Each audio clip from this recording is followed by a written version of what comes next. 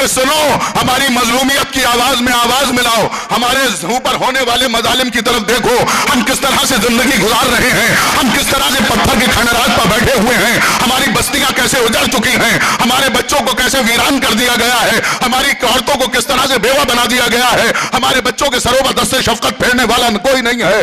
لیکن جتنے بھی دنیا کے مسلمان تھے وہ سب خاموش تماشائی بنے ہوئے دیکھ رہے تھے کہ دیکھو اے دنیا کے مسلمانوں, اے عرب کے عوام, ہم تمہیں ایک پیغام دینا چاہتے ہیں, تم اپنے حکمرانوں کی طرف مت دیکھو, چونکہ حکمران تو اپنی حکومت کو بچانے کے لیے تمہارا کبھی بھی سودا کر سکتے ہیں. تم اپنے حماسی کردار پیدا کرو, تم اپنے ضمیر و وجدان میں انقلابی کیفیت پیدا کرو, کہ آپس میں اتحاد کو پیدا کر لو. پوری دنیا میں برطانیہ کی برفیلی وادیوں سے لے کے افریقہ کے ریگستانوں تک کے مسلمان اگر ایک ایک بالٹی پانی اسرائیل کے ناپاک وجود پر ڈالیں تو قسم خدا کی اسرائیل کا وجود تنکوں کی طرف بہتا ہوا نظر آئے گا. لیکن اپنے یہاں اتحاد پیدا کرو, اتحاد پیدا کرو. لا شرقیہ لا غربیہ, یوم القدس کا مسئلہ نہ صرف فلسطین کا ہے, نہ شیعوں کا ہے, نہ سنیوں کا ہے, بلکہ یہ عالم اسلام کا مسئلہ ہے, یہ عالم انسانیت کا مسئلہ ہے. اور اسی وجہ سے کسی شاعر نے کہا تھا کہ گروہ بندیاں توڑو تمہیں خدا کی قسم, گروہ بندیاں توڑو تمہیں خدا کی قسم, پیام حمد و دنیا کو مصطفیٰ کی قسم, چکے نہ سر در باطل پر کربلا کی قسم, کسی کا حق نہ کرو غصب سیدہ کی قسم. کہ اگر تمہیں پوری دنیا میں اسلام کو اور مسلمانوں کے وقار کو اسی طرح سے بحال کرنا ہے تو پھر یاد رکھو تم عربوں کی طرف مت دیکھو, بلکہ علامہ اقبال نے ایک شعر کہا تھا کہ تہران ہو گر عالم مشرق کا جنیوا, شاید کرۂ ارض کی تقدیر بدل جائے. اگر تمہیں کرۂ ارض کی تقدیر بدلنا ہے تو ایران کی طرف دیکھنا ہوگا. آج دنیا کے 70 سے زیادہ ممالک میں یوم القدس کے حوالے سے مظلوموں کے حق میں صدائے احتجاج بلند ہو رہی ہے. دشمن لرز رہا ہے, دشمن ہل رہا ہے. ہمیں بھی اپنے وظیفوں کو سمجھنا چاہیے اور اپنے وظیفے کو پہچاننا چاہیے. اے قوم پھر وہی ہے تباہی کا زمانہ, اے قوم پھر وہی ہے تباہی کا زمانہ, اسلام پھر ہے تیر حوادث کا نشانہ.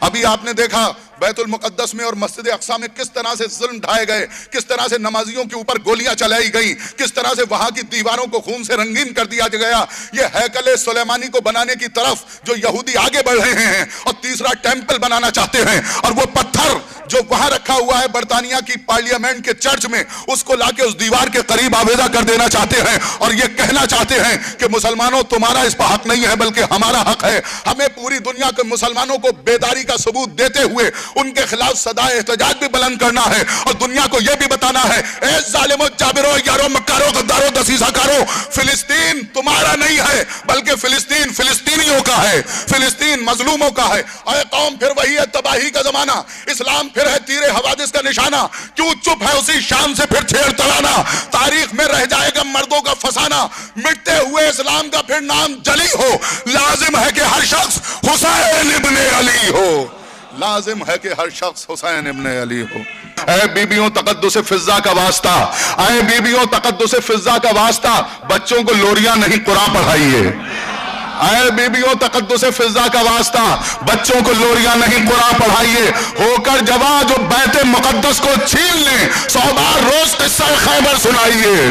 ہو کر جوان جو بیت مقدس کو چھین لیں. یاد کیجئے 1948 کو وہ کیا کیفیت تھی, کیا حالات تھے جب یونین جیک کا زوال شروع ہوا دوسری جنگ عظیم کے بعد, اور برطانوی حکمرانوں نے اعلان کیا کہ ہم فلسطین کو چھوڑ کے جا رہے ہیں. لیکن انہوں نے جانے سے پہلے سب سے پہلے جتنے بھی یہودی تھے ان کو سب کو وہاں بلایا, اور بلانے کے بعد آفیسز میں, دفتروں میں, ایئرپورٹس پر, اسٹیشنوں پر جتنے بھی مقامات تھے سب پر یہودیوں کو قابض کر دیا. اور جب قابض کرنے کے بعد وہ 15 مئی کو وہاں سے گئے ہیں, 16 مئی کو صہیونیوں کے جابر ظالموں, جابروں, عیاروں, مکاروں, غداروں, دسیسہ کار, جلادوں نے یہ اعلان کیا کہ یہ اب ہماری اپنی ریاست ہے, یہ ہماری اپنی حکومت ہے. جب انہوں نے ریاست کا اعلان کیا تو سپر طاقتوں نے فوراً ایکسپٹ کر لیا, برطانیہ نے فوراً ایکسپٹ کر لیا, چونکہ ان کی سازش ہی یہی تھی. اور اس کے بعد وہ مظلوم فلسطینی جو اپنے گھروں میں رہا کرتے تھے, جو اپنی بلڈنگوں میں چین کی نیند سویا کرتے تھے, ان سے ان کے گھروں کو چھین لیا, ان उनके कारोबार को छीन लिया।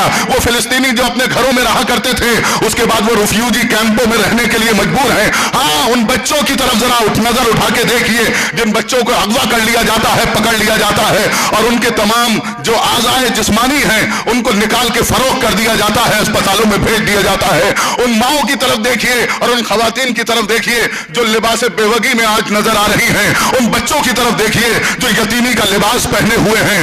उस कौम की तरफ देखिए जो मजलूमाना कैफियत के साथ पूरी दुनिया के फर्जंदाने तौहीद की तरफ इशारा कर रही है।